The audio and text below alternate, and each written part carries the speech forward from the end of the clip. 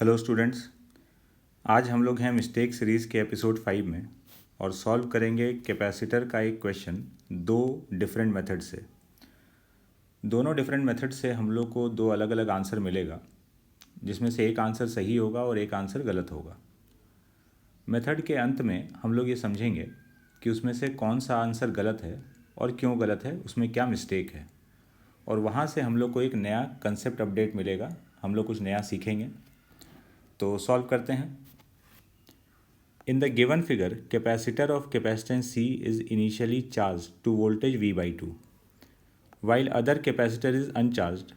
Find charges on both the capacitors after the key is closed.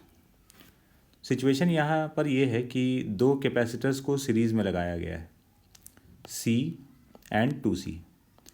इसमें से जो capacitor C है ये ऑलरेडी चार्ज है V by 2 वोल्टेज तक। तो V बाई 2 वोल्टेज पे चार्ज होने की वजह से इस पर CV बाई 2 और माइनस CV बाई 2 इसके प्लेट्स पे चार्ज है। दूसरा वाला जो कैपेसिटर है 2C, ये अनचार्ज है, इस पर कोई चार्ज नहीं है। सर्किट में एक बैटरी है V वोल्ट का और एक की है जो अभी ओपन है, इसको हम लोग क्लोज़ कर देंगे तो सर्किट कंप्लीट हो जाएगा। तो इसको क्लोज़ करने के बाद हम लोग को बताना है कि दोनों कैपेसिटर्स के ऊपर कितना चार्ज होगा। तो पहले सॉल्व करते हैं मेथड 1 से। मेथड 1 में हम लोगों ने यहाँ पे स्विच क्लोज कर दिया, सर्किट कंप्लीटेड है। तो अब ये दोनों कैपेसिटर यहाँ पर सीरीज़ में है, तो हम लोग सीरीज़ कॉम्बिनेशन का इक्विवेलेंट यूज़ कर रहे हैं। सीरीज़ कॉम्बिनेशन में सीरीज़ में C1 C2 upon C1 plus C2 लिख सकते हैं। तो ये C इक्विवेलेंट हुआ C1 C2 upon C1 plus C2। Equivalent capacitance आ गया 2C बाई 3। तो अगर इक्विवेलेंट कैपेसिटेंस 2C बाई 3 आ गया तो जो चार्ज होगा Q on each capacitor is C equivalent into V। तो 2C V बाई 3 चार्ज होगा दोनों कैपेसिटर पर, क्योंकि सीरीज़ में लगा हुआ है। तो इस पर भी 2C V बाई 3 और यहाँ पर भी 2C V बाई 3। ये दोनों कैपेसिटर्स का चार्ज आ गया मेथड 1 से। अब चलते हैं हम लोग मेथड 2 में। तो यहाँ से जो आंसर आया है वो अपने आंसर 2 को मैच कर रहा है, 2CV by 3 and 2CV by 3। चलते हैं मेथड 2 पर। मेथड 2 में जब हम लोगों ने स्विच को क्लोज़ किया तो ये स्विच को क्लोज़ करने के बाद हम लोग चार्ज का डिस्ट्रीब्यूशन ऐसा मान रहे हैं कि कैपेसिटर C पर हम लोगों ने चार्ज अज्यूम कर लिया Q। यहाँ पर Q, तो इसके सामने वाले प्लेट पर माइनस Q, तो इस वाले प्लेट पर Q माइनस CV बाई 2। क्योंकि ये जो दो प्लेट है, इन दोनों प्लेट्स का टोटल चार्ज मिलाकर माइनस CV बाई 2 है। तो अगर यहाँ पर माइनस Q मानेंगे तो यहाँ पर Q माइनस CV बाई 2, ताकि दोनों का टोटल चार्ज अगर हम लोग देखेंगे तो अभी भी माइनस CV बाई 2 आ रहा है। तो यहाँ पर अगर Q माइनस CV बाई 2 है तो यहाँ पर उसका negative minus of Q minus CV by 2। तो ये हम लोगों ने चार्ज अज्यूम कर लिया और इसमें हम लोगों ने चार्ज कंजर्वेशन अप्लाई किया है कि इन दोनों प्लेट्स पर जितना चार्ज था पहले, अभी भी उन दोनों प्लेट पर उतना ही चार्ज है। इसके बाद इस लूप में हम लोग एक बार किरचॉफ वोल्टेज लॉ लगा देंगे, क्लॉकवाइज घूमेंगे। तो हम लोग अप्लाई कर रहे हैं KVL, किरचॉफ वोल्टेज लॉ। यहाँ से चालू हुए तो इधर गए लेफ़्ट टू राइट, तो यहाँ से यहाँ गए तो वोल्टेज घटा, क्योंकि हम लोग प्लस से माइनस प्लेट की तरफ गए। तो कितना डिक्रीज़ हुआ, Q बाई C के बराबर, कैपेसिटर का वोल्टेज Q बाई C। तो minus of Q by C, decrease हुआ है वोल्टेज इसलिए माइनस। फिर यहाँ से इधर जाएंगे आगे तो अगेन वोल्टेज घटेगा, चार्ज है Q minus CV by 2 upon capacitance 2C, again minus sign क्योंकि डिक्रीज़ हुआ है। यहाँ तक पहुँच गए, फिर यहाँ से इधर गए कोई चेंज नहीं आया, यहाँ गए कोई चेंज नहीं आया, यहाँ से यहाँ जाएंगे प्लस V।